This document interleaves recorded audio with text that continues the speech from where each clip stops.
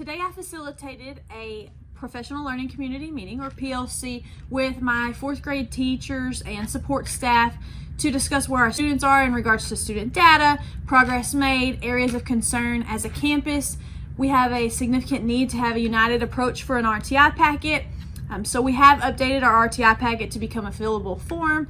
And with that being said, that professional learning community for student data focuses on the data in addition to what we're going to do with that data and the next approaches that we will take. We hope to progress monitor throughout the semester and in the upcoming weeks, but we also want to set goals. And these goals can be achievable through teacher instruction, guidance, interventions, and also student progress in general. So you'll see a combination of both of those in the following video.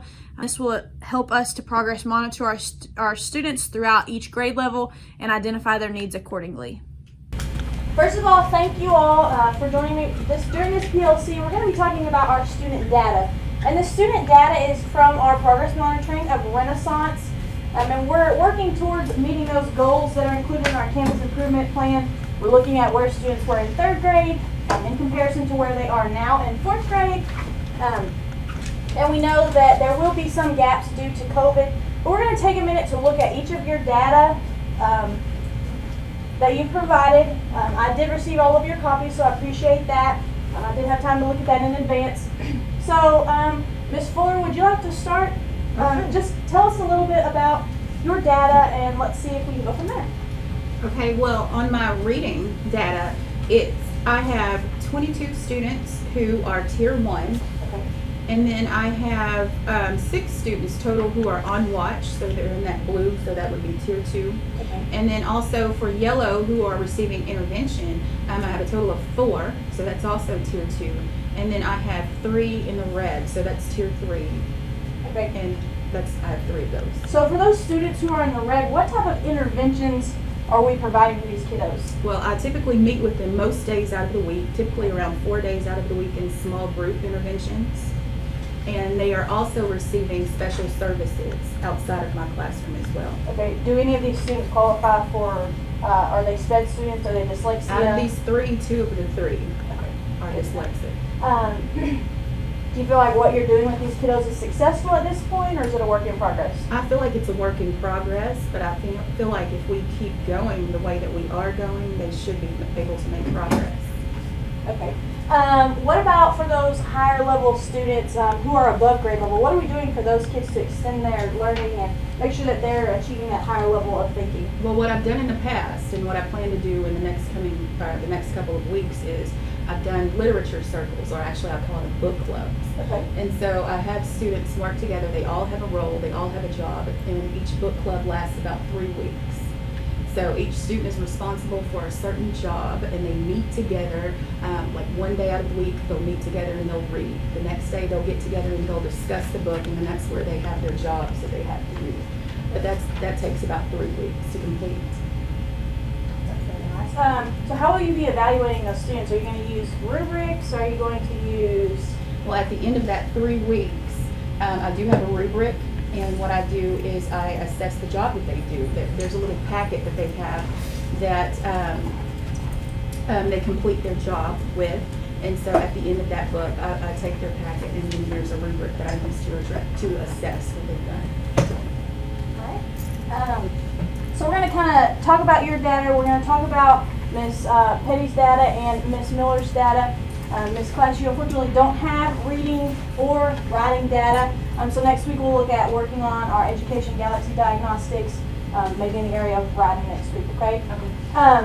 So we're going to kind of go through each of yours, and then we're going to talk about what we're going to do for our next steps. So Ms. Petty, would you like to go next? Well, of course I would love to go next. Okay, I have math. I teach math for about 53 students in a 3-man rotation.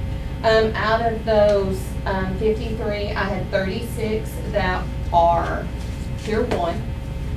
9 of those 36 are remote learners, and 3 of those are either have SPED or 504 foundations. So, I do meet those needs on there also. Tier 2, I have 13 that are Tier 2. That would be the blue and the yellow. 4 are remote learners, and 3 of those are also SPED or 504 students. Tier 3, I have 3 students that are below grade level, and 2 of those are SPED and 504. How are you meeting those needs of those virtual learners? Well, I meet with them daily, of course, and then I also meet with them as needed when we are finished with the lesson and they start their independent work at home. I do ask the parents that have the students that have the accommodations to please follow those. I have provided those to the parents, and they are aware of what they need to be doing with their student, with their child. And so they, read to them. I also stay on for about 10 minutes after our lesson if anyone needs any extra support. If no one needs me at that time, then I log off and, have them submit or email me with questions, and then I set up a time outside of the lesson. I have an intervention time at the end of the day that they can always log back on with me. Okay. And work. Since I know 3 of you have a 3-man rotation versus a 2-man, is that affecting your time to be able to intervene with those students? Yes. Okay. Yes. So what ways could we possibly change that? Have you thought of any solutions to that yet? We have talked about it as a team, and it's really hard to come up with a really good solution to meet those needs of those students, because we are having, it's such a short amount of time that we are able to spend with them. I think it would be better, looking back now, it would be better to, I believe, have all of the virtual students in one setting so we can spend more time with the students. I know that's really not feasible because, they're always moving in and out. But I think if we had just a little more time, more just directed at them, for them, not at them, but more geared toward them, I think it would be better. I don't know what that solution is. I don't know what it looks like. Well, we can continue to brainstorm those Right. things, but just keep those things in mind as we continue. If we need to make adjustments, we'll see what we can do to make it to the best for I mean, us. I wish we had a solution. Okay. We'll try to find one. I know. Okay. Are there any resources that we could provide as administration that would help you in your classroom that you don't already have? I think we have just about everything that we need. I don't think there's anything at this time that you could offer. Now, I could always brainstorm some ideas and probably come up with some, but at this time, I think you were doing a fine job and supporting us as we need. All right, Ms. Miller, would you like to tell us about where your students are in the area of reading? So I have 35, sorry, I didn't get the stapler. That's okay. I have 35 in tier 1, and I have 6 on a watch list for tier 2, and 5 that would be official tier 2. And I have 4 that are in tier 3 that need drastic help.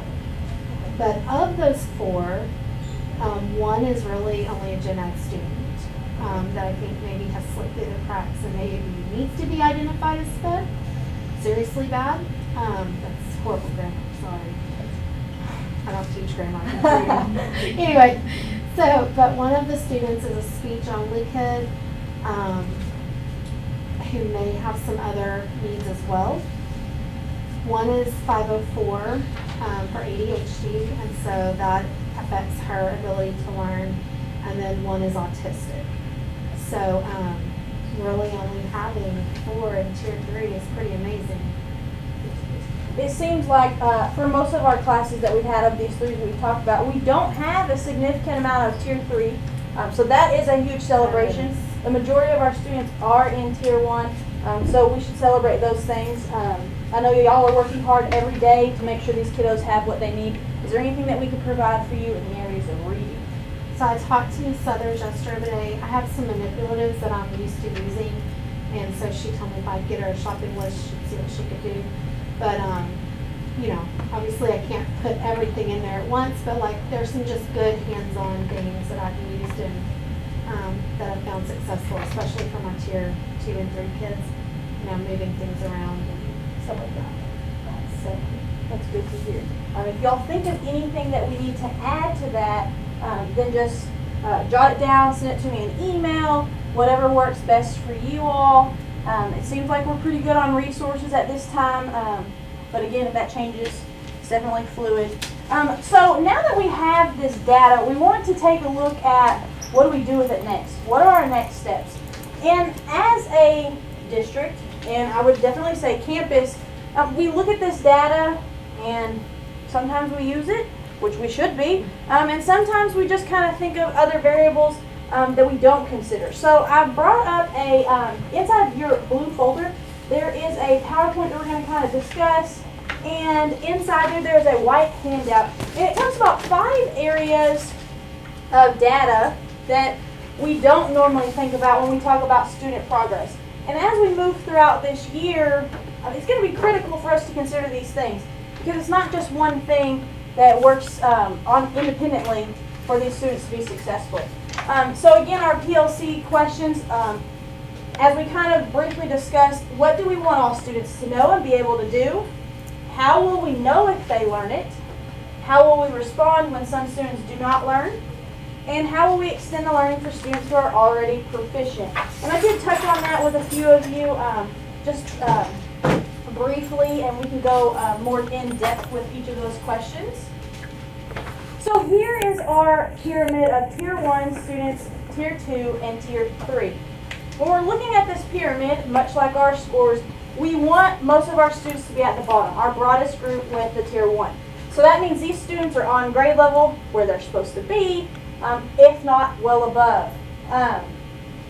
They're the least likely to fall behind academically, and we want to keep them there. But we don't just want to keep them there because that would be at the meets and star. We want them to be at masters so that we can show that growth, especially from 3rd grade coming to 4th grade. There's a lot of gaps in our taper report that we need to work on. Our Tier 2 students, which are our yellow and blue students, that's our smaller section. These are students who are well behind their peers, but with some assistance, they can become on grade level. And then we have our Tier 3 students. These are those little amounts of students that we have that we want to be providing those interventions with. They struggle. They're definitely students that we want to keep an eye on. It seems like some of our students who are in Tier 3 are in special programs, so they might be 504, dyslexia, our special education students. And that actually leads into the article that I provided for you today. There's 5 pieces of data that we should be analyzing, and as a PLC, I think it would be safe to say we haven't really ever discussed these things extensively. We know attendance is very important to our students' success. If they're not here, it's not going to be efficient. You can have the best lessons in the world, all the resources you need, but if they're not here, there's nothing we can do to help with that. Discipline data. When looking at Educator's Handbook, you can see the discrepancies between subject areas. Most of our behavior is not actually in the classroom, so hooray for y'all. Those students are engaged during instructional time. The transitions are what are causing us on our campus to have a little bit of a drop there. But we want to make sure that we know where these behavior issues coming from. If we look at Miss Petty's math class, say we're getting all the behaviors from there. We're not. But if we were, is it something she is doing that is spawning the behaviors? Is it student-led? Just kind of one of those things where we need to evaluate and see where's the problem actually at. Instructional minutes. When you think of instructional minutes, you think, okay, I have an hour and 15 minutes to teach this subject area. Okay? Of that hour and 15 minutes, how much of that is student engaged? Okay? That's not passive listening. That's not completing worksheets. That is actual minutes of student engagement. So we want to be mindful of that. When you're teaching your lessons, how much time are you putting forth to those students so that they are engaged in their learning? Special education. This is one of those tough things. I think a lot of the time we say, okay, this is a special education student. We don't ever think about the fact that this doesn't have to be a forever for them.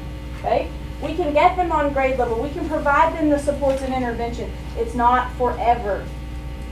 And then this last one, which I know we have not addressed this this is an area I really want to focus on this year for our English language learners, is for the students to be reclassified.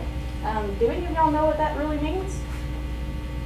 Okay, that means that we would be moving them from where they currently are to proficient in English.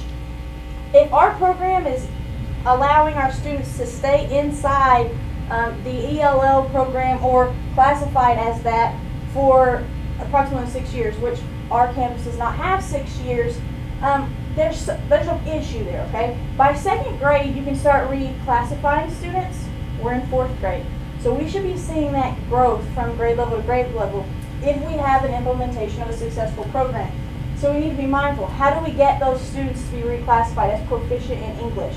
Yes, we have to value their language from home, but what can we do to help them here? So these are definitely 5 areas that we want to consider for the future, and just keep this in mind when we come to our PLCs. Are any of these 5 types of data affecting our student progress? And as we mentioned today, it actually is. So we want to be mindful of those things. So what do we do with those students who are Tier 2 or Tier 3? Okay? We're actually going to focus more on the Tier 3 right now. Any student who is Tier 3, and I did include, each of you got a folder. If you had any students with a purple RTI packet or folder from last year, these are included. If you don't have one, you don't have any in your homeroom. But those are the packets from last year that the 3rd grade teachers completed. There should be an RTI packet in there. However, it's not going to be the same as what we utilized this year. So the RTI packet is needed for our Tier 3 students. So we have 4 here, 5 here, 6 here. But we don't have them in large amounts, okay? So we would just want these purple folders for the Tier 3 students. We're going to be utilizing a new form, which we're going to go through in just a moment. Please, please, please be diligent in filling out information. When we go to meetings and we're talking about things, what you don't want to happen is to show up with an RTI packet that's incomplete. Okay, we need as much data on these students as we possibly can have. This will help us provide the effective interventions, the services they need, and if we have to refer to testing, we need that data and that documentation. The narrative is very important. Sometimes we fail to complete that field. This would tell us, okay, what is the student successful at? What are they struggling with? What's their educational history look like? The information should be correct, up to date, and representative of the student's ability. Reports should be attached to show documentation of strengths and weaknesses. Their hearing and vision, you need to put a little star by this, is one of the most important things. What we are failing as a campus to do is to send these students for hearing and vision first, then move on from there. Because if they can't see, if they can't hear, we need to meet those 2 needs before we go to the next step. This should be done prior to a 504 meeting or an R. We don't want to show up to a meeting and say, okay, well, has their hearing or vision been tested? No. Okay. Well, we need to go all the way back. Basically, that meeting is null and void at that point. They have to have passed their hearing or vision, or at least have some data saying, no, they don't, but what do we do? The fillable form that we will use this year will eliminate out-of-date information that has been utilized in the past. The RTI packets are mandatory for every meeting that discusses student data.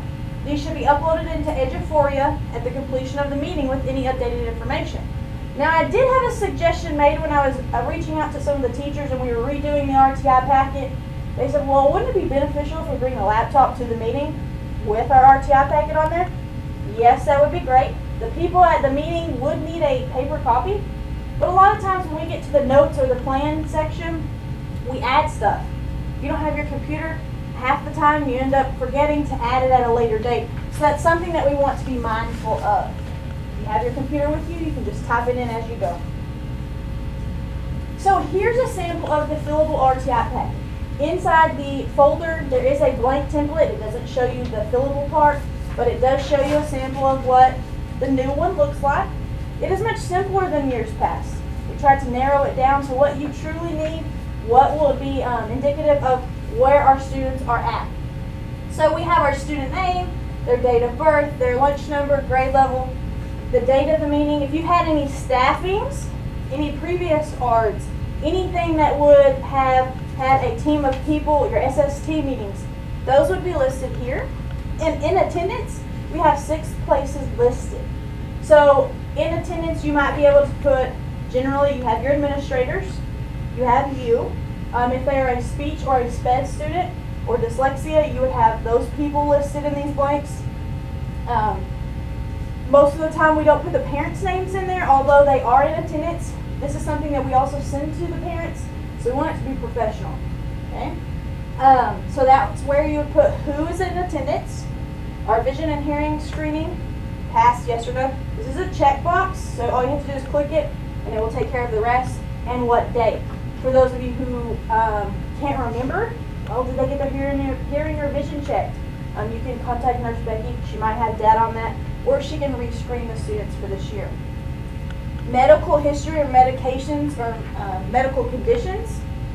This would be along the lines of, does a student take anything for ADD, ADHD? Do they take medication for seizures? Anything, insulin, anything of those, that nature, allergies, anything that's medical related, we want to be documented here.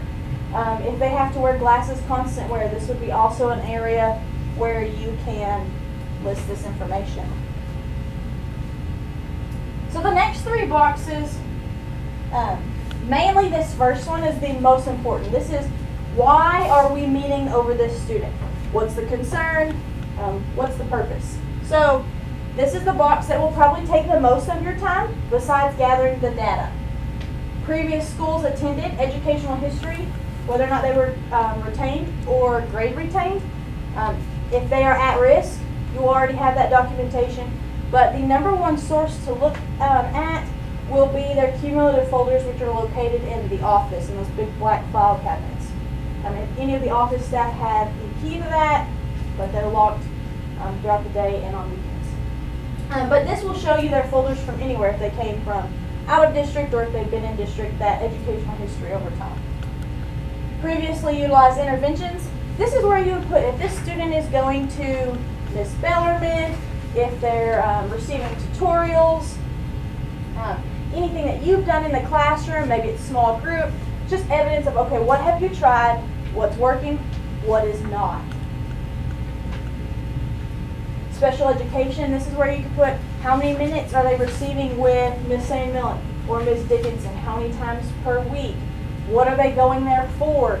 Again, some of this you might not have access to on hand, but you can look in Eduphoria to find their IEPs and accommodations, or you can check their Q folder as well. Those students who do go with Miss Banks, you can look at the Section 504 dyslexia paperwork that is provided, any notes that she might have. It would be great if they are a 504 student that you include her in any staffings, any ARDs, anything of that nature. I know you don't schedule the ARDs, but it's beneficial to have her input. So even if you say, hey, I'm filling out my RTI packet, would you be willing to give me a brief description of where this student is for you? That would be very helpful. The next 4 reports are reports that you do have to gather. Okay? The more of this data that we have, the better. The attendance report can be pulled from your grade book. The report card, if you don't have the paper copies of what was sent home and returned, since COVID, we might not be doing that the same way this year. I haven't heard about that yet. But there are digital copies inside Gradebook as well for you to utilize. Their COGAT scores are actually, sometimes they're separate and they can be located in CUME folders, but there's also usually a field on the Eduphoria report. So these two could be together, they could be separate. If they came from another district, it might not be an Eduphoria, but it's kind of a gamble. So we have both of those listed. And then we have additional program data. So you're familiar with the STAR Reading and the STAR Math Renaissance. Our Education Galaxy provides numerous supports and reports for us. Accelerated reading. If they're struggling with reading comprehension, this would give you data that would show you, hey, they've read this book, they go test on this, this is how they're performing. You have Imagine Learning, your Fountas and Pinnell, which would probably be utilized by the lower grade levels, but sometimes we use it in 4th grade too. Our Dyslexia MTA data, Reflex Math, and Rigby. Now in 4th grade we're not utilizing Reflex Math and not necessarily Rigby either, unless our reading teachers are utilizing this for guided reading groups. Circle, Text Kia, and there's another one. I think it's on the next page. Those are all things that are going to be more practical. Thank you, TPRI.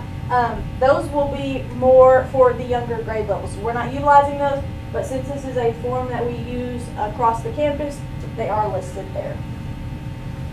So here's a sample of what we do want versus what we don't want. What we don't want to see when we come to the meetings is a checklist with nothing checked. Okay? It's our job to make sure that these are as complete as possible. So when you go into this fillable form, you'll just check the boxes. We want to have as much of this as possible, but if it's not applicable to your grade level, of course you're not going to have that. And there's the second page. Sorry about that. The notes, writing samples, okay, that's a key one. You should have received your yellow writing folders today. I have distributed those. Miss Klaus, yours are right here. So when we're including our writing samples, there are yellow folders that have traveled through each grade level. We keep collections of writings. We send them on.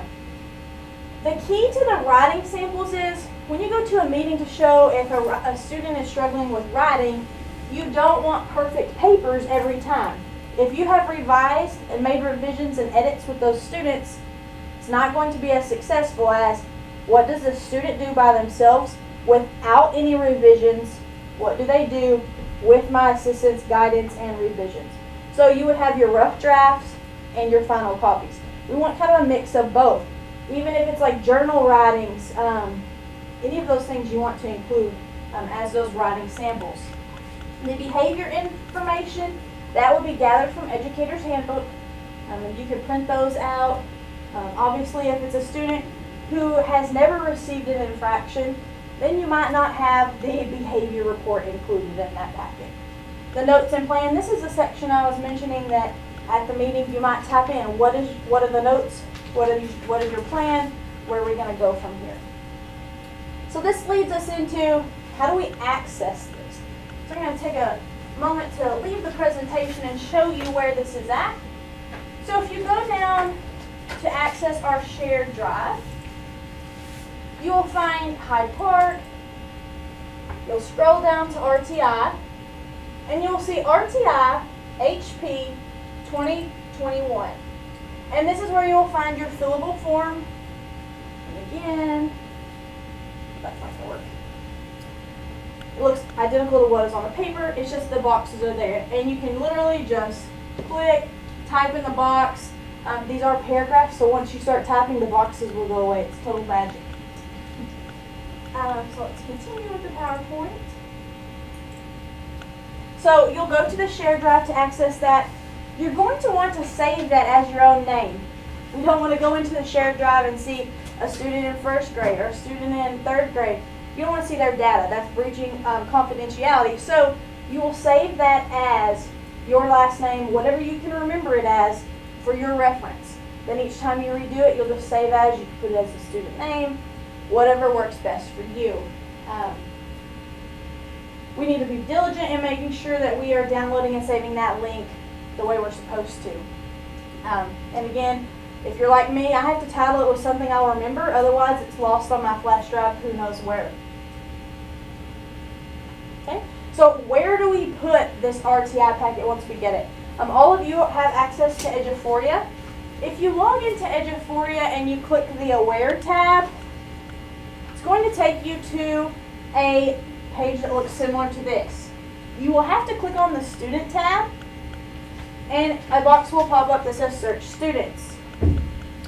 If you don't type it identical to how it's spelled, it's going to show you don't have any students. If you don't have access to a student, and that's something that we're going to want to make sure that we can check, you should have access to any students that you teach. I typically have utilized this in the aspect of you type their last name, it works the best. So if I use the sample name of Alan, okay, I tapped my last name in the box, the name popped up. Okay, and once that name pops up, if you'll click it, it will highlight blue. This is going to take you to this next profile page. It will have everything, and this one's blurred out. This is a student's profile, but you can click on this button right here that says Forms. And that's where we're going to upload the RTI packets. This will be accessible to anyone who is on your team. So if Ms. Petty's sharing with Ms. Classer Miller, you all have access to this inside Eduphoria. No more paper copies and trails, so it will be more beneficial overall. If somebody had uploaded something from 3rd grade, you can come over here and check 2019, 2020, or years previous to that. You can go all the way back to when they started here at Hyde Park. So when you go to this next page, you'll click the forms, and then there's an option to attach document. And you want to make sure that we're uploading in the 2021 school year. So this is what it will look like, and I took 3 screenshots because it's kind of a progress, and it goes through steps. So this is what it will look like when you first access it. You'll add your student name, and then choose file. A window will pop up, just like anytime you upload anything. You'll choose the file you want. When you know it's successful, by when it shows you the PDF right here, then you click upload. It will have today's date. You can type a description if you choose, but that's not mandatory at this time. Okay, we really just want to see what that RTI packet looks like. And again, I used the basic one that we were utilizing. If you put this as a student name though, then you'll know it's their RTI packet. So again, it goes back to naming those RTI packets of something that will help you access that student's file. If you have uploaded the document correctly, it's going to look like this when it goes back to the profile screen under Forms. You'll be able to download it for viewing, or you may delete it. Say you have another meeting later in the year, you upload it. We want the most recent packet in there, so you would delete the old one, replace it with the new one. To view it, you'll come over here and click View, and then it will pop up at the bottom of your screen. Sometimes it takes a little bit of time to download. You'll click that, and it should pull it up to view it just like you've seen already. So, relating back to our parent communication, we should be having at least 2 conferences per year. These could be in Zoom format or face-to-face.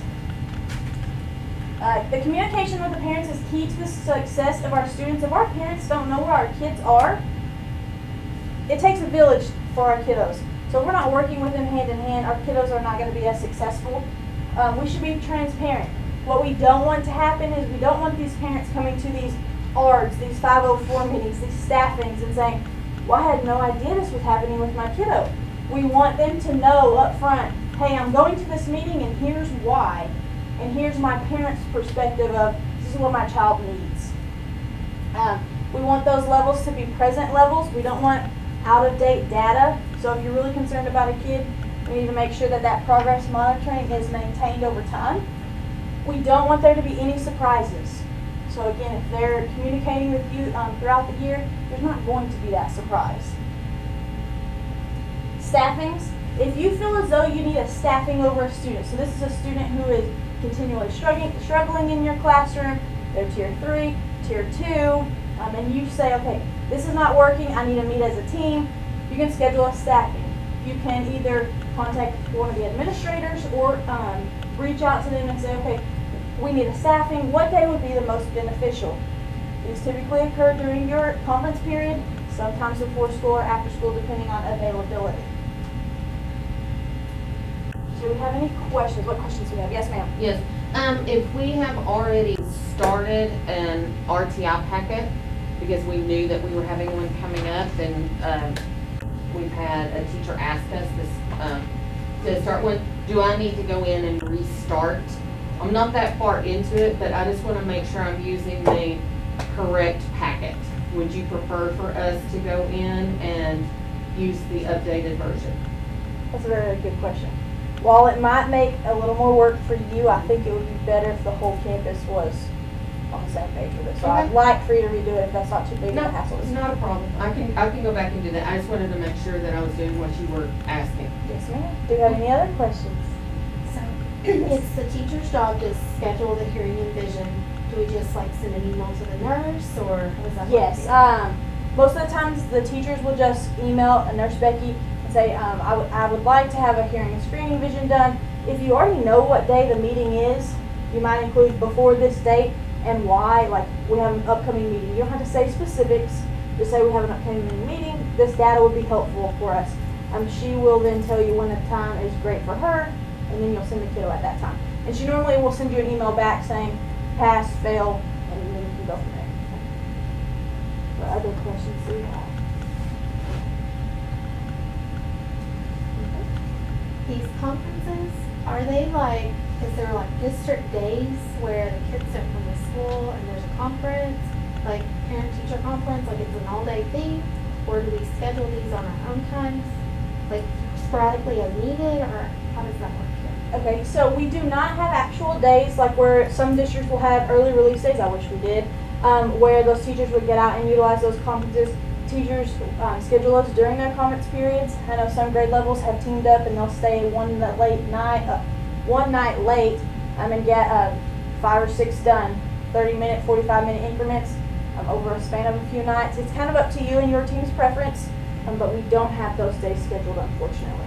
Is there like specific times of the year these should be done, like more in the Usually fall once or we've the done the spring, first set or- of progress monitoring, so once you got that beginning of the year data, just kind of catch them up to speed of, okay, where are they at right now versus where we want them to be. I would say once in the fall, once in the spring. You definitely probably, if you're really concerned, you want to contact them as soon as possible and then keep those lines of communication open. Great question. Anything else? Okay, well, I thank y'all for joining me for this PLC today over student data, and I look forward to seeing the success of our students at the next meeting. After meeting with the whole group during our PLC collaboration time, I pulled 2 teachers that are co-teachers that share the same students to discuss the data a little bit further and to gain insight into what goals they were setting for their students as well as themselves. It also provided me insight into what their plan was specifically for their students and meeting those needs of those students who are above grade level. I appreciate you, both of you, meeting with me to discuss our student data further. I know y'all had a few concerns about what we could do to extend our instruction for those higher level kids, and just see where are some gaps and where can we change from there. Well, I was noticing that we have several that are higher level in both reading and math, and I feel like that is where I'm always the weakest in. I can always get those students that are on the lower level.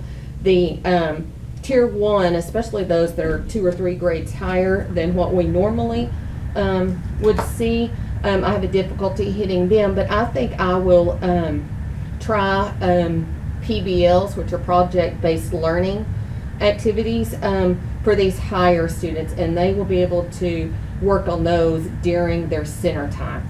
When I am working with smaller groups, those that are tier 3 and tier 1, put that out and they can be working on project-based learning. Even maybe putting them as a peer tutor, have them be a peer teachers with some of these that don't need that urgent, but maybe just slightly below, maybe put them with some of those higher students and have them all work together. Okay. So when we're looking at this data, we have Yes. quite a bit of green, blue, yellow, and red. Yes. While we're progress monitoring over the next few Mhm. weeks, how would you like this to change over time? What are your goals for your students? Well, I would like for everybody to be green. Right. You know, I think that's everybody's, in a real world, I think that's where we would really want our kids to be all. But with the COVID and them being out of school for the last 6 or 7 months, I think that if we could get rid of all of the red and push the blue more toward the green, even the yellows, get some of these yellows up to the green and get those reds to at least close to the yellow, maybe if not blue. Just so they're all making progress. Yes, so they're, I want to see them making progress, but I do want to get rid of my red. That I don't like having red on my. Well, no, On my we don't want that at all. It is a reality of COVID. Some of these Right. kids have gaps from last year. Have we compared how they were in March of last year in third grade on Renaissance versus now? No, but that's an excellent idea. I can always pull that up tomorrow and check that out and just see how they compared. Are they still performing at about the same level? Have they dropped? And that's a That very might give you a interesting. good Yes. comparison to say, okay, we've been in school for this long. Mhm. How much growth have they shown over time? Right. And then it kind of gives you a little reinforcement of saying, okay, we've worked really hard, we've taken these common assessments, which you could use as further Yes. data, and just see what areas they've actually grown in. Right. So, Even the state test that we'll be taking next week will show us some data. It's not going to really compare to this, but it will give us even some stronger data that we could also improve on also. I agree with that. So about how many students do you have that are in that higher level group that we're looking at PBL and possibly even ACEs? I would probably say, how many reading glasses I can borrow here? I want to say, I'd probably say about 8, possibly. Okay. My goal is for that number to be even higher over time. If they're testing above grade level, then especially 2 or more years, we Mhm. could get with Ms. Cateau Yes. to see if, based on their COGAT from third grade, Mhm. where they would be at fourth grade, and they can pursue further testing, providing that they are both in reading and math 2 Yes, years above. yes, and we will look at that. I will pull both of those data and I'll write down everything and see what I can come up with. And I believe Ms. Cateau will be here tomorrow, and I will visit with her and see what she would like to do and prefer that, and I will get back with you with my information. That sounds like a great idea. All right, Ms. Fuller, let's take a look at your combined students that y'all share. How are they doing in reading? Okay, right now, currently, I have about 22 students. That's 67% of them are tier 1 or higher, or they're tier 1s. They're on grade level or higher. So that leaves the remainder of that amount as tier 2 and tier 3. Right. So what are you doing in the areas of reading to improve those scores over time? The tier 2s and 3 students. Yes, ma'am. Well, right now, I am just meeting with them in small groups, 3 to 4 times out of the week. Our main focus with those tier 2 students, where they're lowest, is their reading comprehension. And so I've looked at data, and right now it appears to be that they're making inferences, and main idea is the lowest area for reading for them. So that's what we're focused on in that small group instruction right now. With the tier 3s, their phonemic awareness is not where it needs to be. So we're working on that in addition to comprehension strategies as well. But I'm meeting with those tier 3s a little bit more often than I am the tier 2s, preferably around 4 times out of the week. So out of those percentages, what is your goal for your students? Well, I've got 67% at tier 1, so right now my goal around Christmas time, the end of this first semester, I would like to see that raised to at least 80%. And then maybe by the end of the year to at least 90%. Are you utilizing running records or fluency checks? I know with iStation not being used this year, we don't necessarily have those 4 methods of assessment. So how are you incorporating that? Well, that's something that I'm going to have to do manually now since I don't have that program. But yes, I will be doing running records and those fluency checks with my tier 2s and 3s. It's good to hear. I think these will be great goals to work on over the next few weeks for progress monitoring. Obviously, some of these are a little more long-term goals, but definitely areas that we can work on improving upon, sending those kids to intervention, pulling in our tutors, getting that maximum instructional time with our students.